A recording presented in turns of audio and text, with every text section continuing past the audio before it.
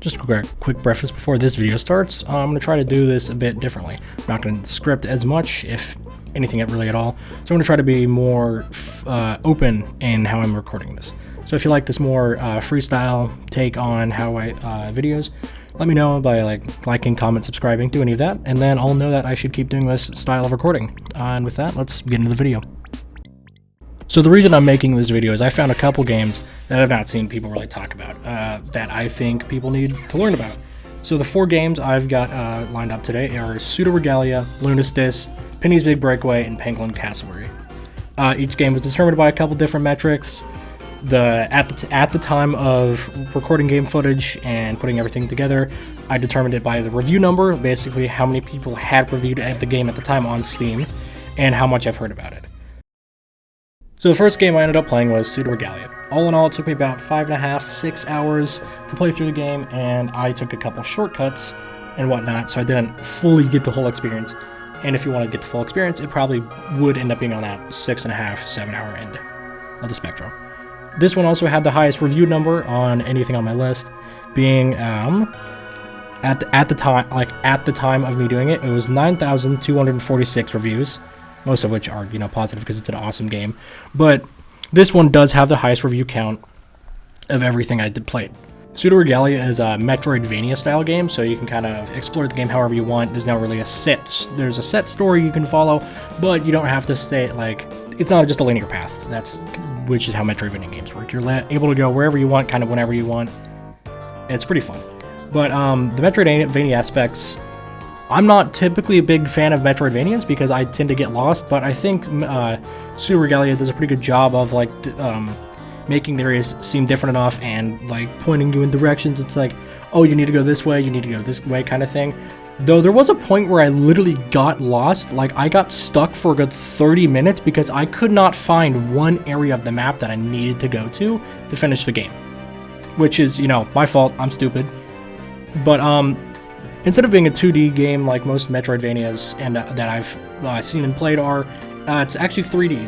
It's fully 3D platformer. It's got amazing movement. There's a lot to the movement in the game is pretty fluid. So no matter what you're doing, I personally played the game on a controller instead of a mouse and keyboard because I thought it felt better that way.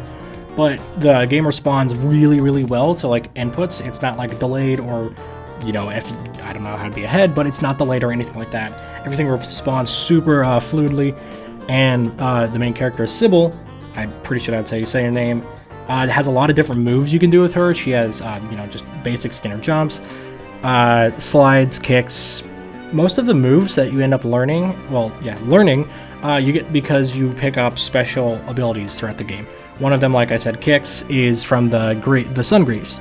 The Sun Greaves allow you to do a couple mid-air kicks as well as wall kicks. Another example of movement is with her sword. There's a strike that sends you downwards, and you can use that to jump up, gain extra bit of height.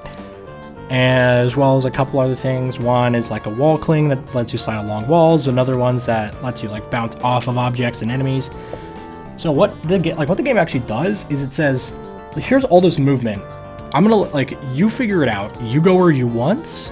And the hands off reins are up to you, which is very fun because everything is just so well put together. I don't know how to describe it other than it's just well made.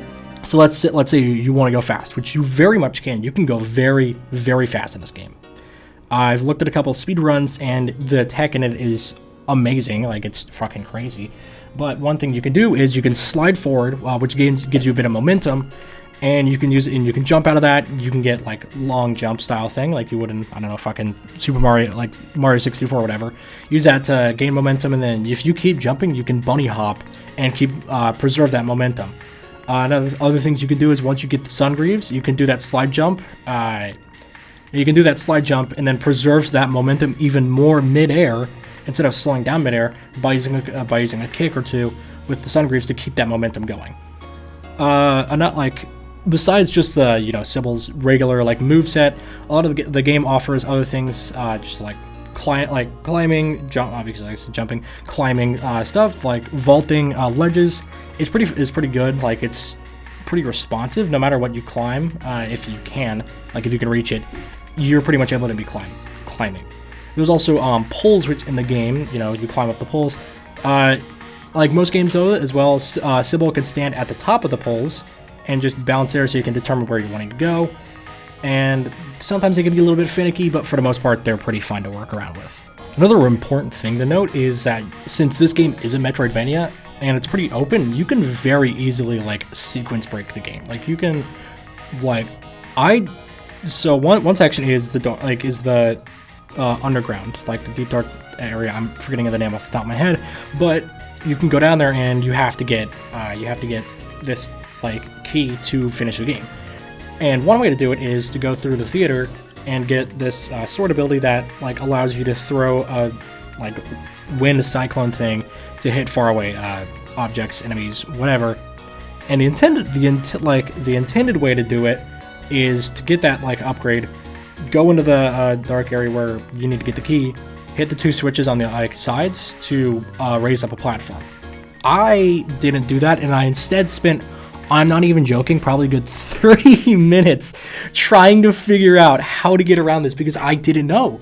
I didn't know how to do this, so I'm using all these like movement text, slide jump to get to the wall, a wall cling to hold on to it, and then using the sun greaves to get my way to the platform.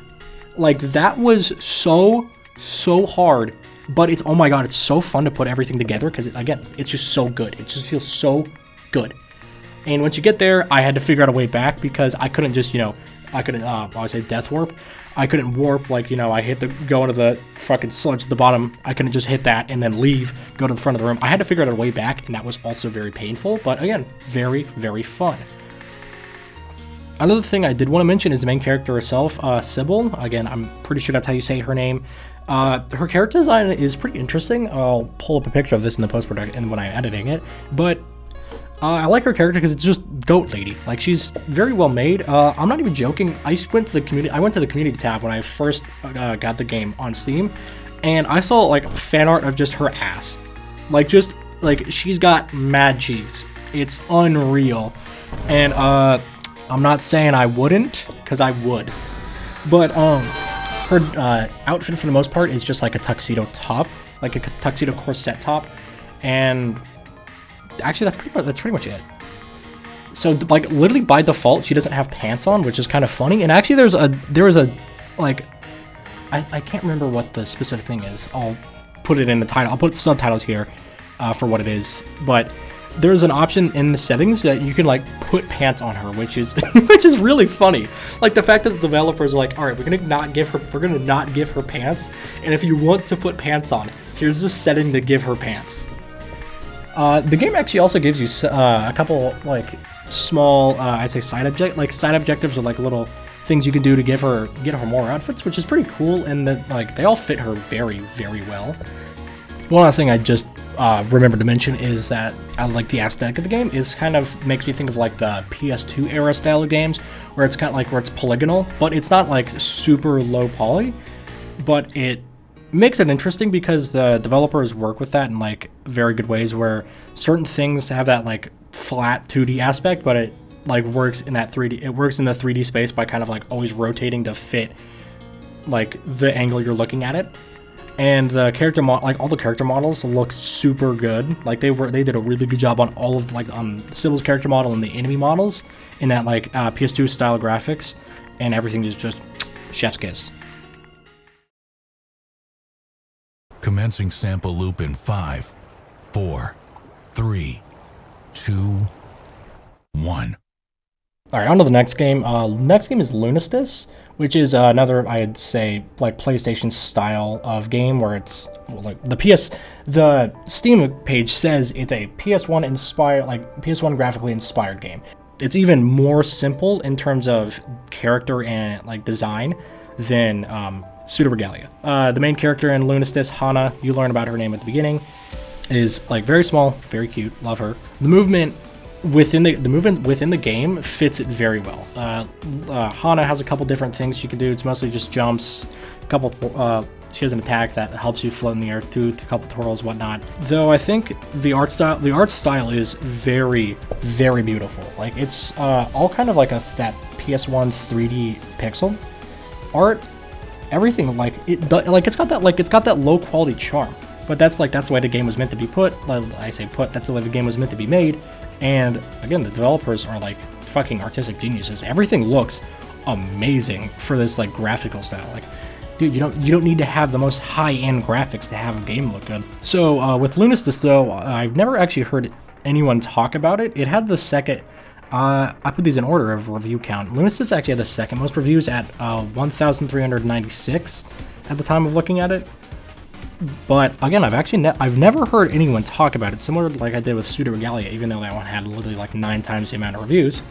I haven't heard anyone talk about it, but I think people should be talking about it. Like, it might be a short game. It was only about 3 hours for me to I'd say 100%, which in a sense I did.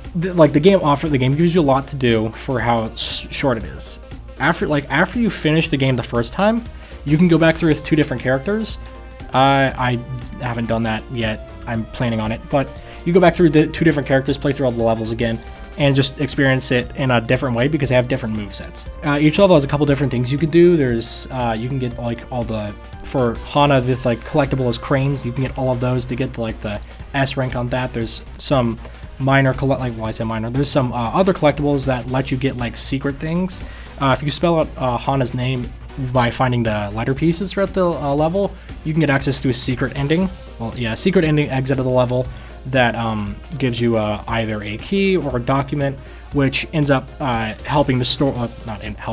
It is like the true ending of the story, which shows that like Hana, because the story of the game, she's like an AI testing whatever.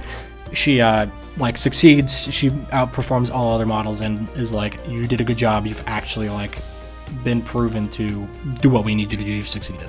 So something though, unlike Pseudo, Lunasis. All the levels are different. If I'm reading off the top of my head correct, there's 7 or 8 levels.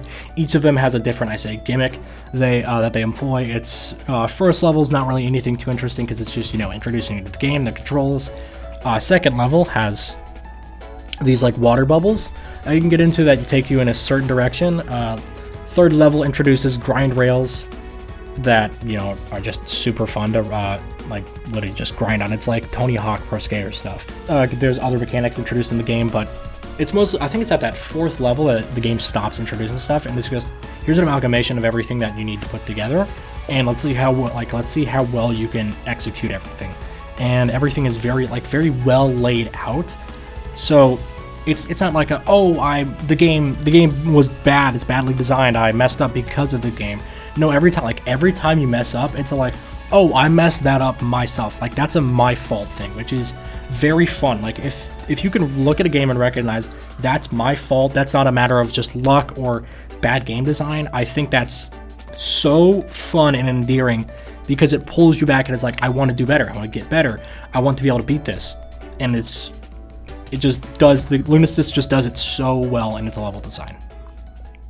So the next game is Penny's Big Breakaway. These last 2 games are probably the most unique in terms of their movement style.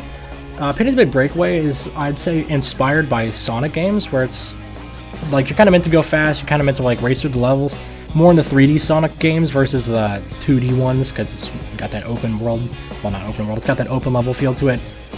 Literally the only person I've ever heard mention of this game is RT Game. Like, he's the only person I've ever heard mention of it, and I don't know why. Like, at the time of writing this script in quotes, the game only had 634 reviews, which I think is astounding because this game is way better than that. Like, the movement in it is very interesting because everything revolves around a yo-yo. You have a dash, a swing, and like midair, like backflip loop thing that you can do, as well as riding your yo-yo. All of which like feel unintuitive at first. But like I said, similar to Lunasis, you put everything together, and it actually is it's pretty fun. It takes a minute to learn. Like, it does take a minute to learn. It took me till about till World 3 to really understand how the game works. And I think if you can get past the initial learning curve, the skill ceiling is so high for you to be able to do stuff. Like, you can fly around the level at tops, like, super high speeds. Like, literally the only gripe I have with the movement is that, like, you have that horizontal air cap, airspeed cap that kind of starts to slow you down. Personally, I don't like that. I like being able to just, you know, fucking go through the level. But that's like pretty fun. Like you can gain a ton of speed. And then, like, let's say you do your mid-air yo-yo swing, you can do that and launch yourself like vertically, horizontally, in whatever direction you want, and keep the speed and keep the momentum going. This game is the only one that I played out of the 4 games that actually had a cohesive story to it. I'm not gonna really divulge into it too much, but it's basically Penny, the main character, goes to perform on the stage. She messes up. King's clothes get destroyed. Very funny. And it's her like trying to get her way back out of being a fugitive. Not being a felony. Well, not a felony, a felon. And she like kind of helps some of the people she I'd say pissed off along the way, to like ruin their chances of being the performer. And it's kind of interesting to just see like through the story how she like meets these people, how they treat her. Very fun. This game, I do have a couple gripes with it. And that's just two things in particular. Everything else is very well, like everything else is great. The 2 gripes I have are with the yo-yo riding. It's kind of weird. Like it literally took me until almost the end of the game to figure out how it works. It feels like you should just be able to move left and right on the I used a controller. It feels like you should just be able to move left and right on the stick to change to turn your direction. What it ends up being is you have to hold forward on the stick to obviously to keep your forward momentum going, but if you want to turn, you have to be holding the forward stick, which is very weird. I personally don't like it, but again, that just took me a minute to figure out. Maybe I'm just stupid and bad at video games, which is probably the case, but that was a problem I did have with the game. Another problem I ended up having was getting out of bounds is pretty easy. Like, you can get out of bounds pretty freaking easy in this game. Like, I've not played a game that I've gone intentionally out of bounds so many times in. Like, I've ended up soft locking myself, which, you know, it's pretty, it's funny in the moment, but it also is it's also just annoying. It kind of interrupts the flow of the game. So I think, the only thing that's going to work on that is just being oh, we can patch this because, patch this here, here, and here, where there's gaps you can get in the wall. Because what would happen most of the time is I'd be swinging with a good amount of momentum into a wall, and I just phase through it. Kind of funny. But other than being slightly annoying, it was still very funny. The game, after you beat it, though, also does offer some post-game content, there's some hexagonal coins you can collect, which offer you access to post-game content for a few extra levels, which are pretty fun. I've played them. They're a bit more challenging. They're meant to test your skills that you've built up throughout the game. But I think overall, I can just tell you about this game and how good I think it is. Out of everything on this list, maybe other than Pseudo Regalia, I think this is one that you need to buy and play and just feel it out for yourself, because it is just that fun. It's just that good of a time that I think everybody needs to experience it. Alright, and finally, the last game that I've been meaning to talk about is Penglin C. Now, I've seen at least some mention of these games anywhere, image, picture, art, video, anything. This game I've heard nothing about anywhere ever other than me looking it up on Steam. And at the time of looking at it, the reviews, there was 15 reviews on Steam. Obviously, this is not the most accurate this is not the best way to judge player count, player metrics, but this is the best way I could come up with at the moment. So there's only 15 reviews for this game, so you know it's not that well known. But the interesting thing is how the game plays. What you do is you're controlling the 2 characters, and how it works is the Penglin kicks Cassowary around, and you have different angles on how it works, and you just bounce around the level. It's pretty weird, but again, it's all down to the level design. The rest of these games, it's all down to the level design, and the level design ends up being pretty well made. Each of the worlds, again, similar to Penny's Big Breakaway and Lunistis, have a different, I say, gimmick to it. They have a different style of it, where the first world, again, is just kind of that introduction to it. See, this is how you play, this is how things feel, this is how you're supposed to move around, kind of thing. And it's pretty fun. Don't get me wrong, but it is it is kind of that weird sense of unintuitive, because it's not something you normally play. But it's not that sense of unintuitive where it's oh man, this sucks to play, this is horrible. No, it's a sense of unintuitive where it's oh, this is how you play. Like here's a way to get better. Like this is how you play the game. This is how you do better at it. And I think that's pretty fun. Like that's pretty fun to figure out. Like, oh, I need to do this to get better. I need to do this to have a better time. I need to do this to get like the certain collectibles or whatever in the game. So Penglin C ended up being the shortest game on my shortest game on the list I played. It was only about 2 hours long, and that's with me getting mostly 100%ing the game. If anything, I'd say I was probably about 80% of the way there. And that's going through the levels. There's collectibles you can get through, and there's like a secret bonus stage in each level.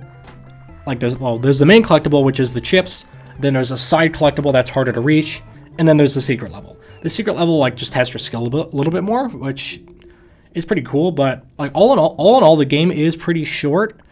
So like personally, I'd recommend getting it when it's on sale. I'd still recommend playing the game, but I recommend getting it on sale just because it is short. It is very fun, but if you're like, oh, I want to get like I want to get my bang for my buck, I feel like paying for it at that lower price is the best thing to do. All right, thank you for making it to the end of the video. I know my quality on this one's not going to be as good because I'm using a slightly shittier mic than the one I used to record the video because my audio got corrupted. But if you like this kind of style where I basically don't script anything, kind of just ramble the whole time, then let me know, comment, like, subscribe, all that shit, share it around, whatever. But thank you for doing that. And this part is going to sound weird, but I am basically going to do an unscripted, completely free ad read for Gamer Subs. I, one, love this product. Two, I want to get sponsored by them at some point in the future. So if I'm supporting the product now, why not?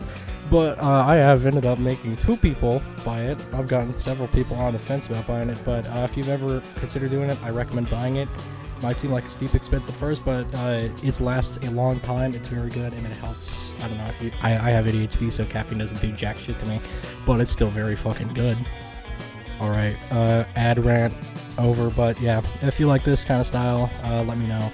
But I'm also working on some other videos that's going to take another minute, but I'm working on those. Hopefully they should come out soon. But thank you again for watching. Have a good day, night, morning, evening, whatever it is for you, and see ya.